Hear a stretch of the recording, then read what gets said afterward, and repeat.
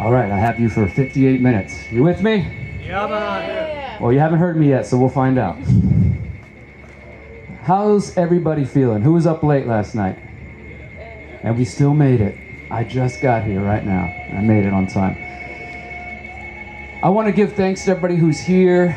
Of all the places you could be right now in this beautiful jungle, you could be on the beach, you could be sleeping still, dancing, talking to people. You're choosing to be here with me for this next 58 minutes, and I very much value and appreciate that. So I want to give gratitude for your time and attention, and if you choose to sit here with me, I just ask the same back. Open your heart, open your mind. I'm going to drop some things in there, and I think you'll enjoy what we have to share. At the very least, it'll give you some things to think about. This talk is called, the talk the other day was called Exit and Build. I can't remember the full title. Why we need to get out of the systems, and I talked about that. Today is a complimentary talk about why we need to build parallel systems, right? It's one thing to recognize, hey, these systems aren't working, these are bad, I don't like these things. It's a whole nother thing to say, well, let's actually build something. Let's not just complain on the internet, or let's not just YOLO and go party and pretend somebody else is going to take care of it, right? Let's actually try to change the world. Imagine that.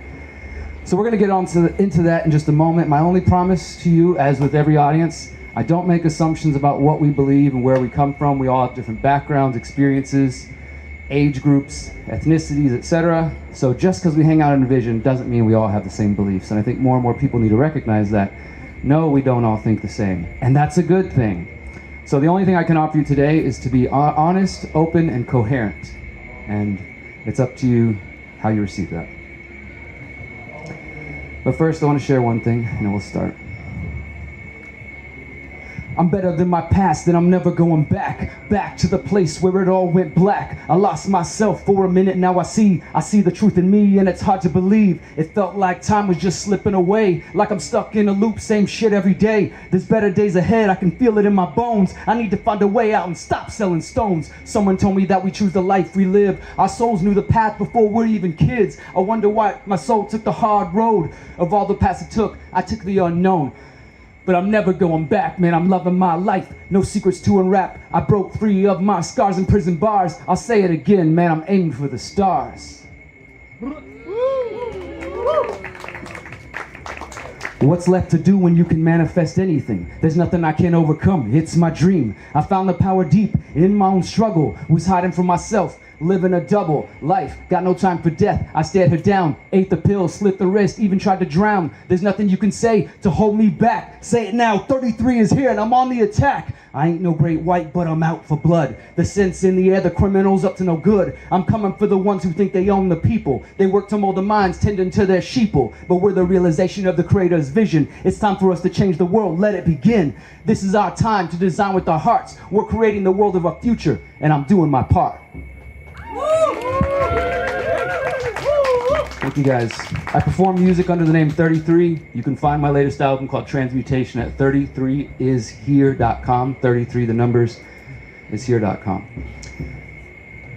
So the message we're going to share, we're going to focus on building parallel systems. And I want to explain why I'm sharing my music. And baby, is that little note sheet over there? I came up with the notes for this talk 3 minutes ago, so we'll see how this goes. It usually flows well. But in that song there, I said I was living a double life, got no time for death. I stared her down, ate the pills, slit the wrist, even tried to drown. For those of you who heard my story the other day, I'm 38 years old. We're going to spend minimal time on this so we can get to the solutions. But I'm 38 years old today. I'm a freelance investigative journalist, documentary filmmaker. Made dozens of documentaries, from things on like the San Carlos Apache fighting copper mines, to Standing Rock, to a 17-part documentary series called The Pyramid of Power that breaks down everything from education system to the media to big tech, everything that you need to know about thepyramidofpower.net. This is what I do. My normal path, and I get invited to speak at places like this. Cool thing is I get invited to speak at beautiful places like this in the jungle, and then sometimes it's at events where everybody's wearing suits and ties, but doing so allows me to find a way to share a message which I believe is vital to different people of different strokes of life, and I think that's important. Now the lyric that I was sharing though, it's about where I've been and not where I am now. When I was 20 years old, I got addicted to crystal meth. I went to prison. And that was my life for a couple years. That ultimately is what woke me up. I got into prayer and meditation when I was locked up, and I started to do a lot of healing on my interpersonal trauma, my relationship with my father and things like that. And then along the way, I started to wake up to political realities, questioning the systems around me, governments, etc. And these two things were happening at the same time. And I won't go into the whole story, but I ended up creating a website, a book series. I have another book called The Conscious Resistance Trilogy, which I encourage you to check out. And when that phrase was whispered into my ear in 2013, it came after a time where I had been living a double life, where I had my spiritual, conscious friends, and we'd do meditation circles and this and that, and I had my activist friends, and we would do our things. But for whatever reason, neither group seemed interested in each other. And the one that relates most here is I would go to my meditation or ecstatic dance or whatever, and I'd say, hey guys, did y'all hear about that latest police shooting? We're having a protest this weekend, and we're gonna go. We would love for you to come. Don't talk about it. You're gonna manifest it. Only good vibes here. Put our head in the sand, that'll fix it. But prayer and manifestation don't happen without action behind them. So I lived that double life. Eventually though, that phrase, the conscious resistance, came to me. And for me, what that means is the recognition, the realization, the understanding that the struggle for a more free, ethical, and just world, which is I think what many of us are after, will not come from only confronting the physical institutions of power, be that government, corporations. And it also won't come from only meditating in prayer and doing your inner work and shadow work and ignoring the world around you like it's going to take care of itself. There has to be a balance between these two things, and that's what I call the conscious resistance. My website, theconsciousresistance.com, that's where you can find my podcast, books, etc., all that good stuff. So I share all that to say, when we circle back at the end of this 45 minutes we have left here or so, you'll understand why, if you don't already, why healing is so important, right? Honestly, I'll just be frank. The reason I started to come speak at transformational festivals is because I think this community is lacking in some grounding and some foundational reality, not just floating all day in our 5D bodies and ignoring the world around us. Also, there's a lot of well-intentioned people in these communities who bought into a lot of propaganda. And for those of you who were here the other day and heard what I had to say then, we're going to get deeper into some of that. And again, all I ask is you keep your heart open, your mind open. If you feel a little something funny here based on something I say, sit with it. Don't walk away from it. Don't run away from it. Stay here with me for the whole hour if you can, and then see what you think at the end. And even if we don't agree by the end of this conversation, we'll probably be both better off for getting to know each other. So, parallel systems. If we're talking about building parallel systems, the other day I talked about the why. I'm going to spend a brief moment on why. Why do we need to build parallel systems? Can just throw out some answers. Why would we need today different systems? Well, first off, let's define parallel. Like parallel, something that's next to, side by side. So here's the mainstream track, mainstream way of doing things, living, which clearly a lot of people here reject on some level in different ways. It's different for each of us, right? Maybe some people are like, oh no, I don't use cars, or some people are like, I only dress this certain way, or I only eat these products. Some people live in the suburbs and live a normal mainstream life, and that's fine. But many people are coming here because they're rejecting something about the mainstream world. They're looking for alternative answers, right? Looking for something parallel, right? So we're creating instead of just being a mainstream festival with Budweiser everywhere and Coca-Cola, this is the parallel to that system, right? Envision and transformational festivals. So in that same way, how do we go beyond just building parallel festivals, but building parallel economies, parallel education systems, parallel food production and distribution systems, parallel systems of relating to each other, right? Because we know that the realities and the messages that are put in our mind through TV and the internet and movies often reflect a world that doesn't align with many of us. Like, oh wow, they're trying to reinforce this message about the way men should interact with women, or how women are supposed to be this way, right? And there's different things. We come to be skeptical of that. So the message today is to say we need to be focused on not just building our own little subcultures, but competing with these mainstream systems directly to build a complete alternative. And this is going to take time. This is going to take generations. I've been taught through our indigenous ways and learning with my elders, the Choctaw elders, Lakota and others, and in Mexico, we need to think in terms of 7 generations. And I mentioned this the other day, right? So we're not just thinking of, okay, how can I fix something now so that in my current lifetime, let's say we all have, depending on our ages here, somewhere between 40 to 70 years of life, right? Maybe we'll live longer, healthy. But let's say, if you're only thinking of that, well, I want to make sure I'm comfortable for my existence on this planet. What happens after that? It's not my problem. Maybe some of you got kids though, and you start thinking, well, what am I leaving behind for my kids, or my grandkids, right? We need to think even beyond that, 7 generations and beyond. So you got your kids, or your nieces and nephews, or your friends' kids, their children, their children. You might meet all those people, but then 4th generation, 5th, 6th, 7th, we'll probably never meet these people, right? But they are 100% depending on us right now. the world that is around us is not a world I think most of us want to leave behind to our kids or to our future progeny, whether we meet them or not. And we might all have different reasons of what that means. For me, a lot of my work focuses on the growth of this philosophy of technocracy. And I'm going to try not to repeat too much of what I said the other day, so if some things go over your head, feel free to come ask me or check out my website because there's deep dives on all of this. But I want to get as much into new stuff today.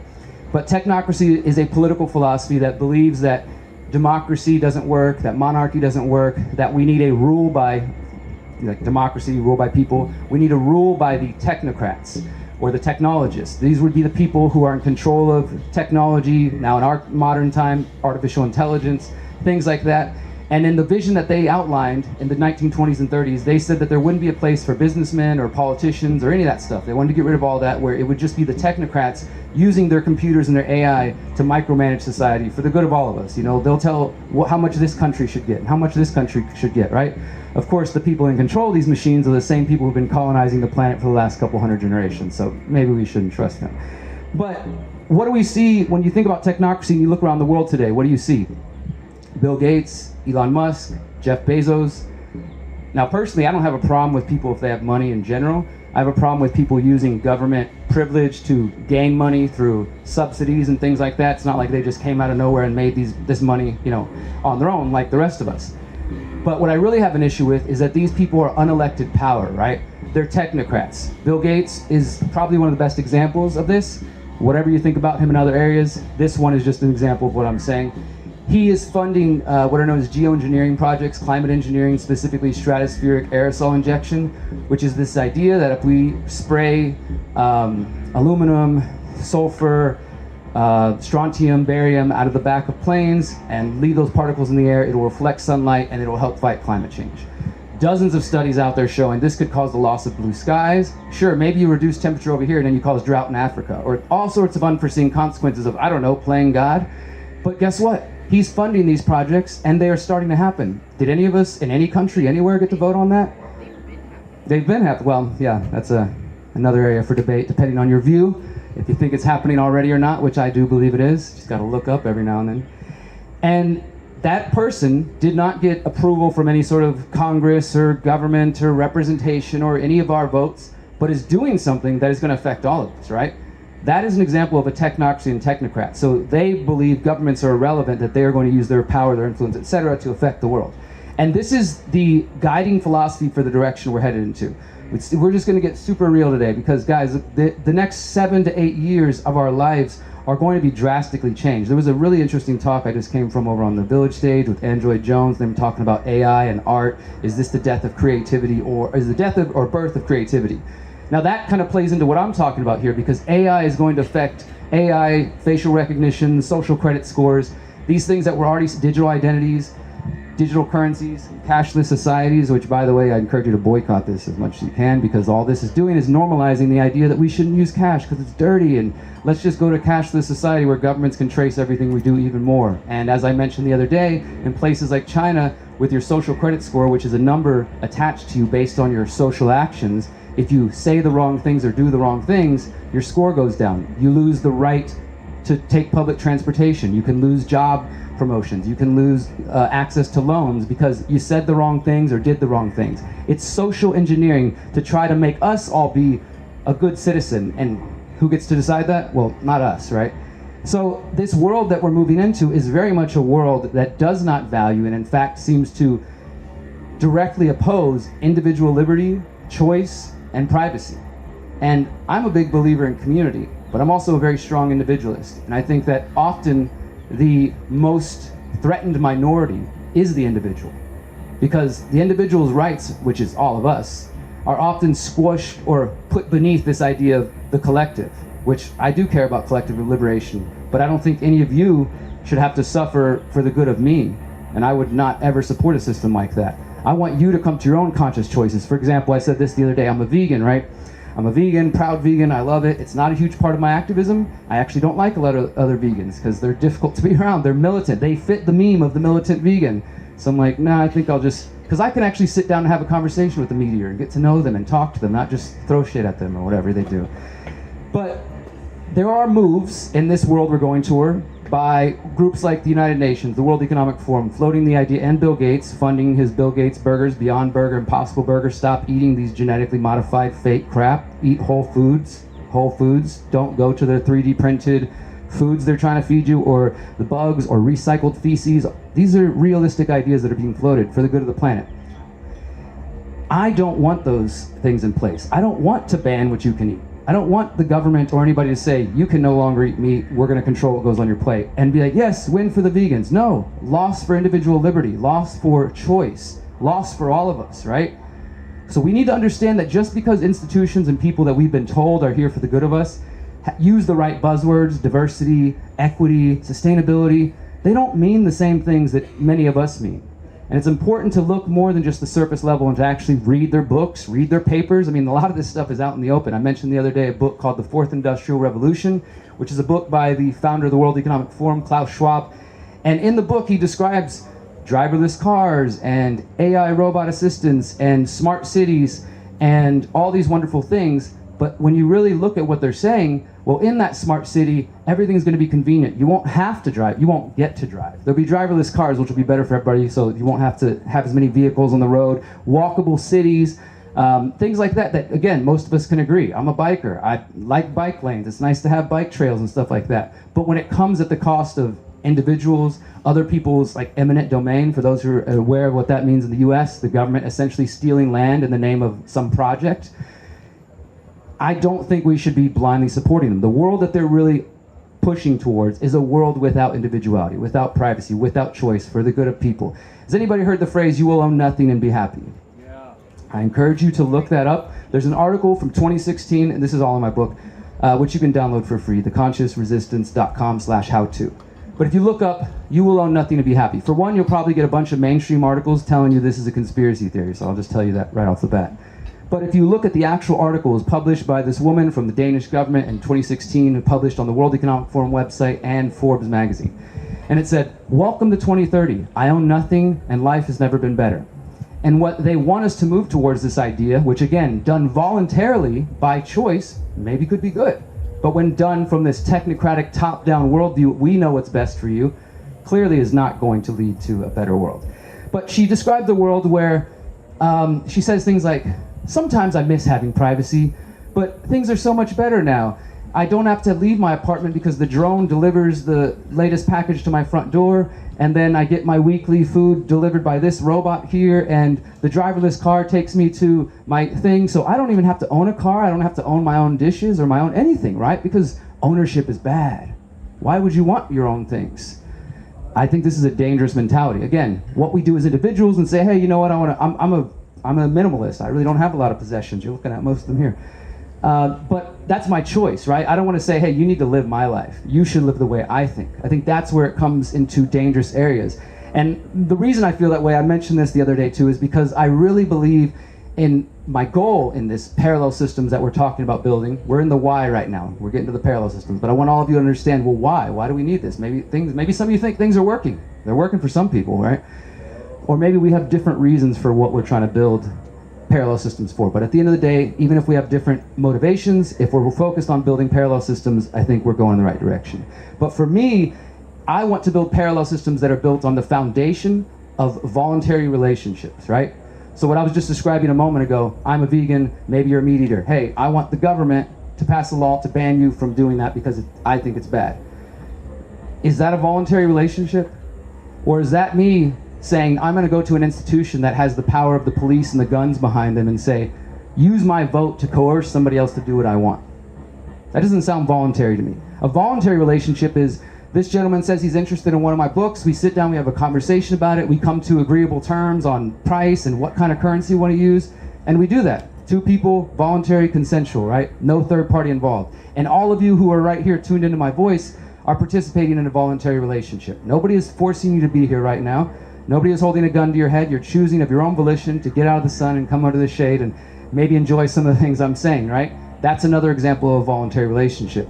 But when we look through so much of our life and the systems that we have accepted, either consciously or unconsciously, or just, when you're born into the world, things are already going on, right? You just kind of assume, oh, I guess this is just how things are. It must be quote unquote normal. But how many people have gone through the life feeling like, this don't make sense, like the way things are run, or I felt it all the way back in high school and junior high. Something didn't feel right. You know, even if I didn't understand it on a deeper level, I was the kid that was getting in trouble, I was getting into drugs, getting arrested. But I think I look back now and I'm like, I knew something in there with the way they were trying to train me, which is what public education is, indoctrination centers, to try to train you into the belief systems that they want you to believe are normal. Don't think, don't be a critical thinker, repeat answers, fill out the box, go to the next thing when the bell rings, right? Chapter 1 of Pyramid of Power, Big Education, encourage you to watch it. So we look around our world and we see so many examples of involuntary, coercive relationships. Let's think for a moment. Where can we find examples of this? How far back do we have to go? Okay, maybe a year and a half ago, last couple years, let's say people being told they couldn't leave their houses, or they couldn't work if they didn't take this particular medicine, or they couldn't travel, or they couldn't go into certain stores or businesses if they didn't wear a piece of clothing, a particular piece of clothing. Is that a voluntary relationship? For the guns of government to use their force and say, stay in your home until I tell you it's okay to come out, based on whatever we believe? Whatever, you know, we don't have to get into those details, but just on that fact alone, is that a voluntary relationship, or is that coercion, backed by violence? I think it's obvious. Now that might tickle your brain a little bit, because wait, hold on, maybe that means I'm not ready to go there yet. Just sit with it. It means that these authoritarian governments have been locking people in their homes for the last 3.5 years, and so many people sat by and watched it and did nothing and cheered it on. That's what it means. And that is very much something we can expect to see in the coming years. The last couple years, we've seen these tactics. We've seen lockdowns, we've seen coercion, we've seen people being pushed out of their jobs. This is the way the system social engineers things. And this is before we even got to the stage of digital identities, which track and trace everywhere you go, attached to a social credit score, which then tells you what you're able to get into, right? The worst thing about the social credit score, what I'm talking about is not fiction. This is happening already in parts of China. The digital identity is already existing in India. And for everybody with their bleeding hearts who cares about the poor people out there, well, did you know poor farmers in India have already died because these systems, they have to walk 10 miles to get to the closest government building, show their digital identity, because with funding from the Bill and Melinda Gates Foundation, the Indian government spent the last 4 or 5 years going around and scanning the retina of every single 1 billion plus Indian residents. So now they're on this system called Aadhaar, the foundation. You can't get a bank account without the Aadhaar system. You can't get social welfare without the Aadhaar system. You can't ride a bus without the Aadhaar system. So there's mainstream reports of farmers having to walk miles to get to the government center. They get there and they're like, sorry, the power's out, because it's not in a, it's a remote area. And so, sorry, the machine says I can't give you the money so you can eat this week. Takes out the human factor, right? It's just, well, the AI says I can't do it, sorry. And this is already happening. Miriam and I went to the airport a few weeks ago, and we were trying to buy some food, and we don't do the whole scan the QR thing, because if you don't know, it's not just those things. Typically the companies there, as soon as you scan that, it's just like another tracking app. They can monitor some of your traffic app, but they're not getting your whole phone, but it's just one of many, many things tracking you. And you can ask restaurants, they will give you a physical menu if more of us say, I don't want to accept that. If more of us told our favorite festival, I don't want to go cashless, maybe things would change. Maybe if we used our voices, things might go in a different direction. Anyways, we're there, here's a human being, here's some food, here's some, looks like some tools, you can cook with it. We'd like to eat that. Oh, sorry, you have to scan this thing for me to order the menu, to order it. Like, well, our phone doesn't do that. She's like, sorry, I can't feed you. Human, food, there, money ready. But the machine says I can't do it, or I can't do it without the machine. These are just small little examples of how dangerous these digital systems and what I call the technocratic state. A state that is guided by technocrats, this top-down authoritarian view of dictating society for the best of everybody, using AI, using tools like facial recognition, social credit scores, digital identities, and all of these things are literally years away. Like, I'm not talking 10 years, I'm talking like 2, 3, 4, 5. Nearly, I think we have 50 countries now that have announced plans for central bank digital currencies. Anybody heard of CBDCs yet? If not, I guarantee you're going to start seeing this name in the news very soon. Every major country is working on central bank digital currency. Digital currency, not the same as cryptocurrency. Private, decentralized, backed by cryptographic tools. Central bank digital currency, controlled by the government or the central bank, tracking everything you do, turning you off if they don't like what you say. Maybe if you're somebody who posts unpopular things, unpopular opinions on the internet, if you're still brave enough, right? I mean, I've met so many people who came up to me after my talk and said, thank you for saying this. People need to hear this. I got kicked out of my yoga community because I said some of these things. I got excommunicated by friends. And maybe all of you haven't had that experience. Maybe you've been on the other side of it. But it's a reality I think we need to think about. I'm specifically coming here to speak to the conscious spiritual community because of this blind spot and because so many good intentioned people buying into propaganda. I'm just saying what's coming from my heart, so take it how you will. So we're focused on building parallel, alternative, counter, underground, if you will. These are different names, but it all goes to this idea that we're building something new, right? I think it's Bertrand Russell, which he's got some shady past, said, like, you don't change the system by fighting the existing system, you build something new. It's like a summary of it. The idea is that we're not going to, at least in my opinion, there's other people in another camp saying we need to go into these systems and overhaul them and we're going to make them work for us. I think that these systems were broken from the beginning. I see nothing worth reforming. I see nothing worth saving. I'd say take the best parts of what we've learned from our experience here and build something better. Now, I'm just a mouthpiece for it. Thankfully, I have so many other people that are in the network that I work with who are focused on parallel food systems, parallel technology, parallel education systems. And that's what I want to share with you guys today, to help you understand, and this is what the book is about, that there are things you can do already. Like, so if you're concerned about the way things are going, it seems like some people are like, well, I'm just going to post memes and scary things about it on the internet all day and be angry and sad. Or, like I said earlier, well, I'm just going to party like whatever because I can't do anything about it, right? I'm just one person. And if things are screwed, might as well not even try.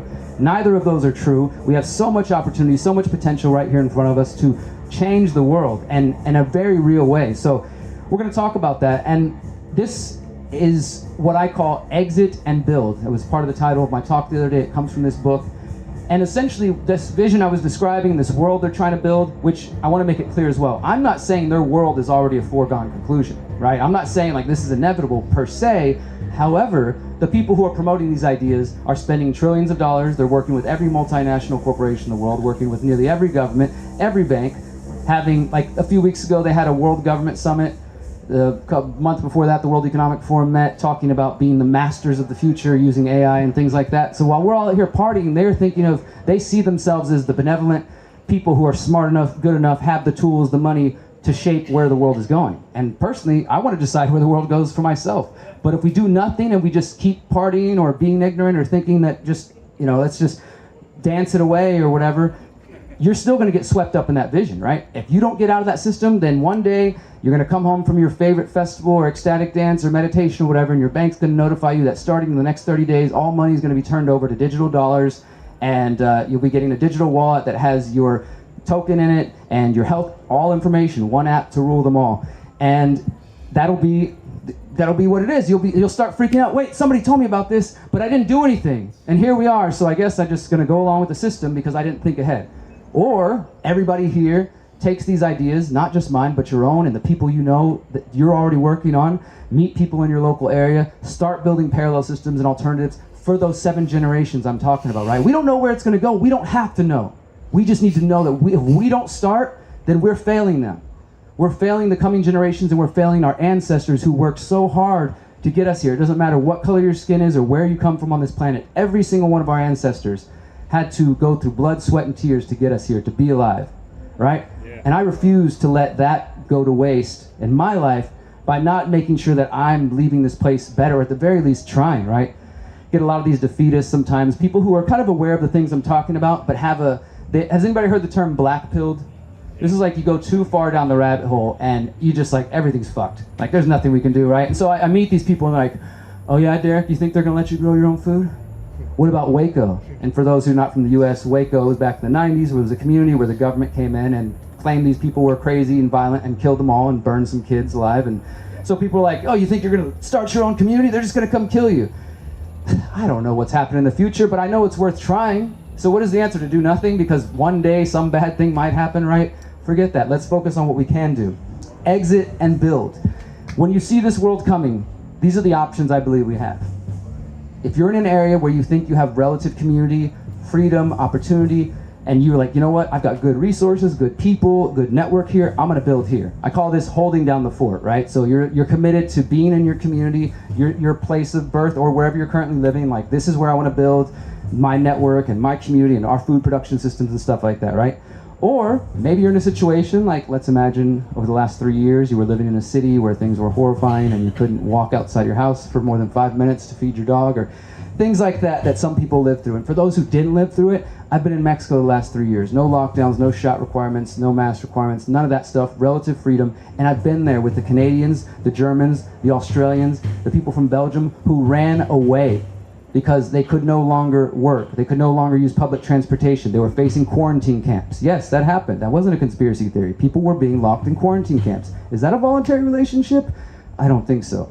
So there's people who know that and they see that, but they have decided to do the second option, exit and build, right? Because if you saw that, let's say you lived in an area and you saw some really extreme things last year, and you saw bringing in, because the vaccine passport is the first step towards a digital identity. That's just normalizing that for people. Let's say you saw that and you're thinking, okay, things are calm right now, but there's all this talk of a next pandemic, or I've heard this thing about climate lockdowns now. Maybe I don't want to wait here in this place that just treated me pretty badly, right? I want to exit to somewhere else and build, right? Who feels like that's the situation you're looking for? Like you're exiting and building. Like, okay, so and right now we're talking about it, and that's what I did. I'm from Houston, Texas originally. Still love Houston. I'm running for mayor of Houston this year to see if I can reach more people, but not because I think politics is the answer. Like, I'm just trying to jack up the system for 6 months, and it's going to give me access to TV and radio, and I'm going to say the same things I'm saying here to the fourth largest city in the country. So that's my home, right? But honestly, though, I've been there. I've been trying to raise awareness about the smart cities, and with along comes smart cities comes facial recognition cameras everywhere. If you know anything about China, the system they've already established, they can find any Chinese resident in the entire country in less than 7 minutes because of their facial recognition systems they've installed. It doesn't sound like fun to me, but that's happening in most major cities in the US. If you hear this term smart cities, that's what they're building, right? Prisons. And so I decided this is not where I really want to be. In March 2020, when this whole thing went down, Miriam and I had already been planning to move to Mexico, where her family's from.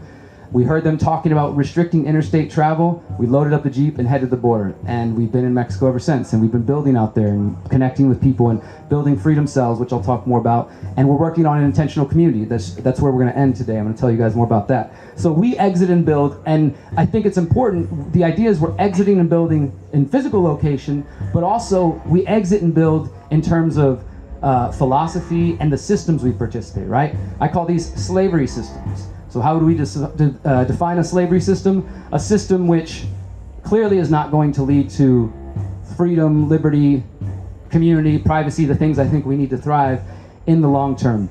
So exiting and building from slavery systems, that's what we're going to focus on now, and just to give you a few examples. And I want to really start with the most basic one, which I think is huge.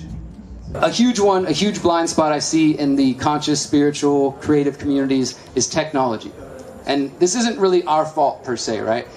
If you're familiar with the phrase big tech, this is the major corporations. I mean, some people call it FANG. You got Facebook or Meta, Amazon, Apple, Netflix, Google, which own so much of our data and know so much about us, from the things we like to watch, the things we research, and the searches we have, our search history and all that good stuff. They have monopolized the market. So if let's say you don't like the fact that at the Apple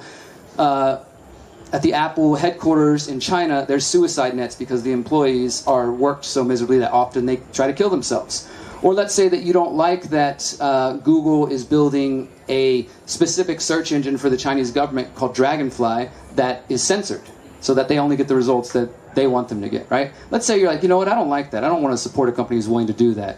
I'm going to try to go support something else. So you go to your local Best Buy, Target, whatever electronics store. Well, all there is Google, Apple, Amazon. We don't have very many options for trying to pursue alternatives. That is until recently. Now there are so many people that are working on these alternatives. I mean, how many people are a part of some kind of like team project, creative project, business, art, anything like that?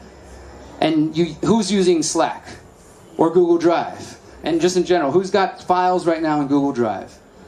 Who's got Gmail? This is a problem, guys. We're like, let's create the Conscious Festival on Google Drive. And I got sent my promotional material for Envision on Google Drive. There's CryptPad, look that up. CryptPad, there's a few others out there. All the tools you like using without tracking, without spyware, without supporting a shitty company. The phones are the other biggest aspect of this, right? I mean, they, again, have cornered the market on phones. Every single one of the major telecom companies has deals with all the international governments to hand over your data if they request. Specifically the US government. I mean, they have their fingers and hands everywhere all over the world. But these companies have already agreed, like, yes, if you come in knocking, I'll hand over this person's data. Now, on one hand, you can understand a little bit maybe, because essentially, again, here comes the government guns. Hey, business, give us what we want or we'll come after you. So most people aren't willing to say, I'm going to stand up to the government and say, no, I'm not handing over that data, right? Most people will comply, which I imagine that's kind of scary when the government comes knocking and says, hey, we're coming after your business unless you give us this data. We need somebody's email. They don't tell you why, they just tell you they need it. You either comply or now you're the focus of attention. But I will say there are examples. I was using this company called C Templar. They're no longer around for about less than a year. They are privacy-based, email-based. I think their servers were in Iceland, and that's one thing you want to focus on. Where are these companies basing their servers? Are they based in the US where there's no privacy, or are they based in countries where they actually have stronger privacy laws and that they don't have agreements that they're going to hand over your data to the US, right? C Templar is one of those companies. No email address, no email or phone number attached to it. You can sign up with cryptocurrency, so you could do it as pretty anonymous if you did it with VPN and some other tools, if you take your privacy seriously. And their promise was, we're all about privacy, encrypted email, and we're going to do this as long as we can. If a moment comes that we cannot do that, then we'll cease to exist. That was kind of their motto. It's like, wow, they really feel strong. And they followed it to the T. One day, everybody got an email saying, C Templar is shutting down in 2 weeks. And with no reason, no explanation, they sort of hinted that some government was knocking. And what appears that some government came looking for one of their users' emails, and rather than hand it over, they chose to shut down their entire company and just probably clear their servers. They tried to make it where that, it's like not even in our hands. We don't store that stuff on our server, right? Now that's a company with principle. That's a company that actually has values and cares about, us and the user's data. That's not big tech. That's not Google. That's not Facebook. That's not any of the major platforms we're using. Is anybody here aware of alternative video hosting platforms? I know if you've been out there searching using Google, of course that's the other thing, is if you go search with Google, Google's going to give you the search results they want you to see. Does everybody understand that? That you're not seeing the whole of the internet just by searching Google. They're showing you what has been allowed to be put in front of you. In the last few years, there's this talk of misinformation and disinformation, or you're a far-right conspiracy theorist if you say the wrong thing. Well, they can de-rank you, they can put you on page 100 where nobody will ever see you, or they just don't list you. They blacklist your website. That happened to me last time I was here in 2018. The censorship was already happening before COVID 1984. We had companies, independent media companies, being labeled Russian disinformation at the time. Nearly every website I worked for was labeled Russian disinformation, and within weeks, Google said, all right, we're not serving ads on any of your websites. People's PayPal accounts started getting shut down with no evidence. Like, this is the danger that has been going on, and maybe you haven't been privy or seen it, or if you've heard about it, you heard, oh, well, those are just crazy people, right? It's okay if they take crazy people off the internet. You don't need to look closer and actually see what these people are saying. I'll just trust what they tell me they say. So if you're just searching Google, you're not going to get the full scope of things. SeerX, SAERX.com, I believe. That's an alternative search engine. Presearch, PREsearch.com. Presearch and SeerX they're different in different ways. Presearch is a meta search engine, so you can search from dozens and dozens of search engines at once, plus its own. So it gives you a wider scope of what's out there instead of just what Google's telling you is available, right? Some people were suggesting DuckDuckGo, including myself for a while, but during COVID we saw that DuckDuckGo was also starting to downrank certain search terms that were deemed misinformation and things like that. Personally, guys, I think it's up to you to decide what fits with you and not for a government or some big tech company to tell you what's truth and what's not. I think we're all smart enough to come to our own conclusions, and guess what? Even if we come to different conclusions, we can still find a way to get along. We don't all need to think the exact same thing. So, if you go to search Google and you want to get alternative information, let's say you wanted to find videos, let's say you found this amazing report on YouTube and it was talking about some controversial things. You're like, wow, I got to go back to that. And you go back and search, and YouTube tells you, sorry, this video is no longer available. What happened to it? Where did it go? Oh my God, I guess it's gone off the internet. Let me go search Google and see if I can find it, right? Of course, Google owns YouTube, so wait. There's another interesting trail on that. The woman, Susan Wojcicki, who is the CEO of YouTube. Her sister's the CEO of 23andMe, which recently announced all that DNA collection was actually for them to help develop pharmaceutical drugs using all of our DNA. Whew. And her husband's the head of Google. Wow.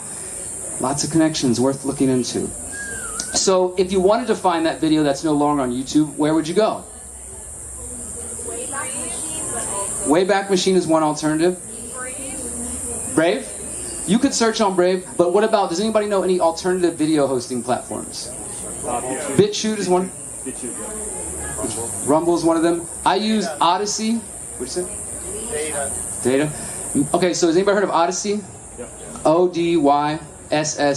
Odyssey.com. A lot of people who are already on YouTube have their channels mirrored on there. So this gives you the option to say, well, I don't want to give YouTube and Google my data anymore. My favorite content creators over here, why not just download the Odyssey app and watch it over there? Odyssey's built on a blockchain, it's privacy-based, they don't censor, which means you might find things that you don't agree with. And it's okay, you can just scroll right past it and go to something else. But when they're censoring things on YouTube, when they're censoring them on Facebook, they're still on Odyssey. I also use another platform called Rockfin, ROKFIN.com. And there's free versions and there's paid versions of that. There's a lot of content creators on there. But basically what's happened is people have started to build parallel systems. Hey, Google's taking us down, YouTube's taking us down, Facebook is censoring us. Well, we can just cry about it, or we can say, let's build something else then, right? And that's what, thankfully, so many, I am not involved in any of these projects. I'm not getting paid to promote them. These are the tools I use because I started to get censored on YouTube. In October 2020, 7-8 months into COVID, my YouTube channel that I had since 2012, 5 million plus views, 70,000 subscribers, whatever, all deleted overnight for COVID misinformation. You know what this misinformation was? Miriam told me about this Chinese doctor in China, who's a Chinese American citizen. He was doing studies in China and in the US. He was studying COVID patients, and they were giving intravenous high-dose vitamin C and having amazing results. So all I did was interview this doctor, credentialed expert we're supposed to listen to, about what his protocol was. It was honestly kind of a boring interview. Like, if you don't care about vitamin C, it's like whatever, right? But that video was taken down because this does not align with the World Health Organization policy. And my entire channel of all my work, all my documentaries and everything were taken down. Thankfully, it was all backed up on Odyssey. It was all backed up on BitChute. It was all backed up on Rockfin. I downloaded all my own videos because I knew this day was coming. So, building parallel systems. You have alternative video sharing platforms. CryptPad instead of Google, right? Start there. Look, there's more out there. Actually, here's 2 good places. NoMoreGoogle.com. Look up that, and it'll show you, like, hey, if you're looking for drives, if you're looking for mail, and it just gives you a whole bunch of list of alternatives. You go do the research, see what fits your needs and what's better for you. NoMoreGoogle.com. PrivacyTools.io. PrivacyTools.io. Those are 2 good starter websites that will lead you on that journey. One other thing I'll say about the tech side, I mentioned the phones, right?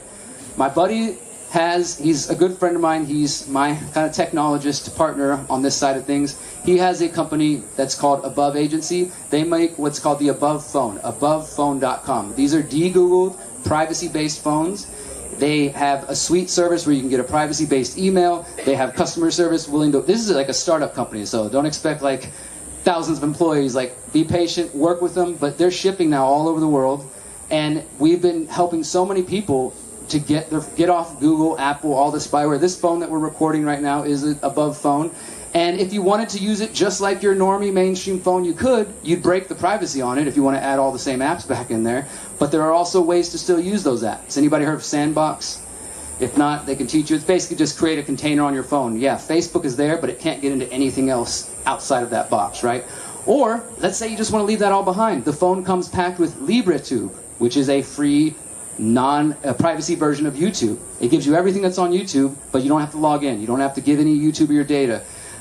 There's alternative messaging platforms. There's VPNs on it. It's built to be picked up and ready to use, right? And so that's AbovePhone.com. They've got a number of different models and prices depending on your choices and all that good stuff. The reason I'm saying this is because this is one of the simplest ways we can start to take action in building parallel systems, right? It doesn't cost you any money to stop using Google. It doesn't cost you any money to do a little research. But if you can't even be bothered to switch your team's tools from Google Drive to CryptPad or some alternative, then maybe you really don't care about privacy. Maybe you really don't want to be a part of parallel systems. If that's your limitation of, well, I'm willing to listen, but I'm not actually willing to take the time to, I got to download my email contacts, I got to put it over here, okay, I got to download all this stuff. Oh, it's so much work, it's so exhausting. But for some people, that's the limitation. They're like, oh no, difficulty. My friends, I don't think we're going to be able to make it through this technocratic state and this vision that they have planned. This is not my vision. This is not the dreams of Derrick Broze. My vision of 2030, I'll share in just a moment. It's much more beautiful. If we see the vision they have, I don't think we can get through this by simply just, again, doing nothing, being passive, being ignorant, YOLO. We have to be proactive. We have those 7 generations we talked about depending on us. We see their world coming into existence. I'm not saying technology is all bad. I just gave you a bunch of use cases for alternative technology. But the version of technology they have is not one that favors privacy, not one that favors individual liberty and individual choice. It is control of our digital lives. And then when you throw in things like the metaverse, which are coming into existence, well, guess what? There's no viruses in the metaverse. The climate's perfect in the metaverse, guys. There's no reason to even travel anywhere. You can just live in the metaverse. Oh, wait, wasn't that The Matrix? Maybe we've been being warned by this. Pop culture's been warning us. You guys seen that meme where it's like Handmaid's Tale, Matrix, Logan's Run, 1984, Brave New World, you are here. And it's like all these dystopias intersecting. There's some truth to that. I'm getting low on time, so we're going to breeze through some more here. The tech side of things, we just talked about that. And the reason I wanted to spend so much time on that, because like I said, this is a constant thing. I deal with people in the conscious spiritual community sending me Google links all the time. And I'm kind of getting to the point where like, I need to play my role as a speaker and say, I'm sorry, I won't receive that. Can you send me an alternative link?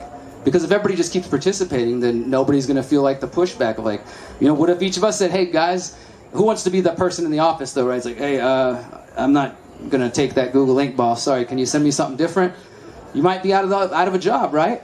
But maybe that's what it will really come to, right? Where we have to actually be willing to stand up, or at least in your private life, you take those opportunities to get off those systems, right? Above Foam, privacytools.io, nomooregoogle.com, Odyssey, BitChute, Rockfin.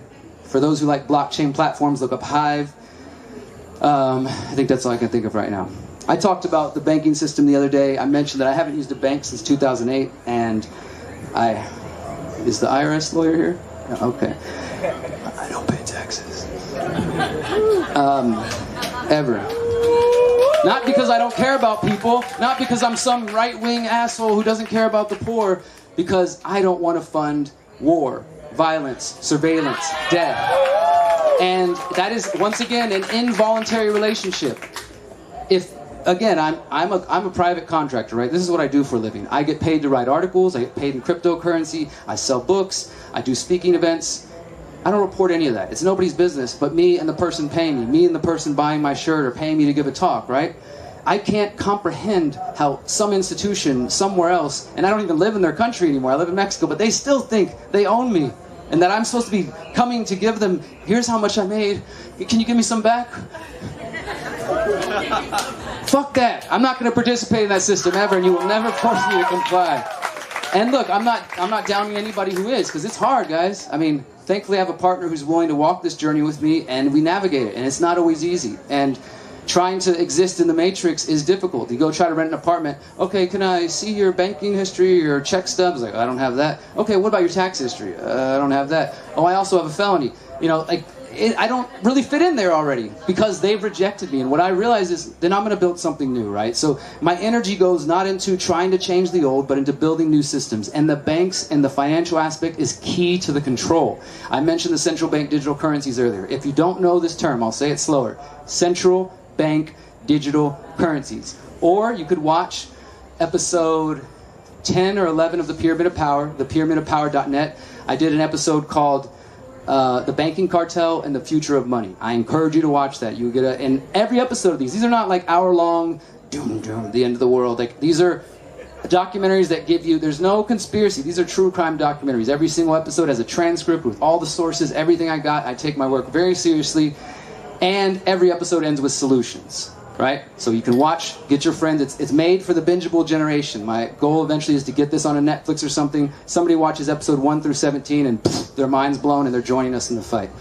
So go check out The Banking Cartel and the Future of Money to learn more about that. You can hear from the president of the IMF himself, Carlo, I can't remember his name right now, I want to say it. This gentleman giving a talk where he's saying that in order for central bank digital currencies to work, we're going to have to phase out cash. And there will inevitably be some limitations on purchases and this and that. So if you listen closely, they're already telling us where it's going. But if you just look from a distance, oh, sustainability, better for the planet, equity, yes, this is what I want to be a part of. That sounds amazing. They're taking care of it. I don't really need to look at what they're actually saying and listen to them and maybe think a little bit further down the line, where does this lead? Okay, so if we start to go to subscription model for everything, like think about this. We've already bought into the you'll own nothing and buy happy, you'll own nothing and be happy mentality. How many people here own CDs anymore? Or DVDs or movies? A few of us. How many of you even download them? No, we just go to Netflix to stream it, Spotify to stream it. You've already given up ownership. That's the model they want us to buy into, subscription-based models. There's no reason for your own car. You just rent it, or we come pick you up. You just rent your dishwasher from somebody else. And then, again, there's some positive ideas, like maybe not, like neighborhood tool sheds, for example. Not everybody on this block needs a saw. So they take a good idea, and then they corrupt it. Like, okay, so then ownership's all bad. You don't need to own anything. We'll bring it to you. Or instead of owning it, you pay for it every time now, right? So we've gone from, oh, I have a collection of CDs and DVDs and Blu-rays and all this to now, oh, no, it's just Netflix. It'll be there whenever I want it, right? That'll never disappear. So we're already buying into this mentality of giving up ownership in some very dangerous ways. That is what the central bank digital currencies are about as well. Rather than you having cash in your pocket, you have numbers on a screen, and for many of you who are using cards all the time and never even touching money, you're already living in this world, very much already so. But it's going to be even more so when it's central bank digital currencies on an app that, again, could be turned off if you say the wrong things or, if you have the wrong opinions. Like, for example, whatever your thoughts on the protests that happened in different places, lockdown protests, I personally support them. There were people in Canada that were having their bank accounts turned off because they attended these protests. That's what I'm talking about. That's before a central bank digital currencies are. That's already like, wait, we used the GPS on her phone to locate that she was here at this protest at this time supporting something we don't like. Turn off her PayPal account. Shut her bank account down. Does that sound like the world that we're being told that they're building? That's the reality of what they're really selling. I got just a moment here, so I'm going to share some. So the banks, the food, I kind of talked about this. There's been so many permaculture talks here. If you're not familiar with permaculture, start that immediately. Learn from Steven, learn from the Ecoversity team. Get into building parallel food production systems. And if we do that everywhere, it's not just about like, yeah, it feels good to play in the dirt, but it's important. It's going to be our livelihood. Because once again, what happens if a grocery store says, hey, you can't come in if you don't have this particular medicine? That could happen again. Or social credit scores, carbon passports. Sorry, you've already used all your allotted carbon this week. You're not allowed to drive to the store this week, or whatever it could be. The point is, as much of our systems that we can get in our hands, locally, decentralized, that are parallel to these systems, the better off we're going to be. Does that make sense? Are you guys still with me? Yeah. Okay. I want to mention two other things, and I'm out of here. Freedomcells.org. For those who didn't hear me mention this the other day, freedomcells.org. Very briefly, this is a way for you to find people in your local area. Join, create a free profile, fill out the profile to the fullest extent. You can put what role you are, if you're looking for land, if you have land, if you're ready to meet in person. Go to the maps, the member maps, the cell maps, search 5, 10, 15 miles, and find people that are looking for other people focused on solutions. People who are listening to the things I'm saying or are actually doing something. They're exiting and building. Because when I wrote this book originally in 2019, I was here speaking in Envision right before COVID started, February 2020. I was reading the first version of this book. The latest version is 5 new chapters about everything we learned during COVID 1984. What did we learn from lockdowns? What did we learn for potential futures of climate lockdowns and other things? And how do we navigate that? Because personally, that's not something I support. But people heard the message, and this has become my most popular book. The Freedom Cell Network went from about 2,000 people in 2020 to now 40,000 people all around the world. It's very popular in parts of India, Australia, the US and Canada, the UK, of course. And if you go there and you search and you don't find a group or people in your area, we nominate you to start the Freedom Cell in your community. Because the more people start creating these groups, you get to decide what it is. Read the principles, what we're about, nonviolence, apolitical, decentralization, solutions focused. Is not a place to come share memes and complain about the world. It's a place to come build. freedomcells.org. We're growing rapidly, and we need people all over the world to join with us to build these decentralized networks everywhere with parallel food systems, economies, education systems, getting off big tech. It's only going to happen if we actually take steps towards that. And this is not just something I'm speaking about. Myself and Miriam and a few of our friends that we've got to know the last 3 years, we're doing this. We've been, as I mentioned, we've been in Mexico for the last 3 years working on our eco-village project, our intentional community. We found a property. We live in Morelia, Michoacan, which is central Mexico, up in the mountains. And this project is called The Conscious Agora, theconsciousagora.com. If you guys want to go check it out, there's a 4-minute video. You can learn more about what we're doing.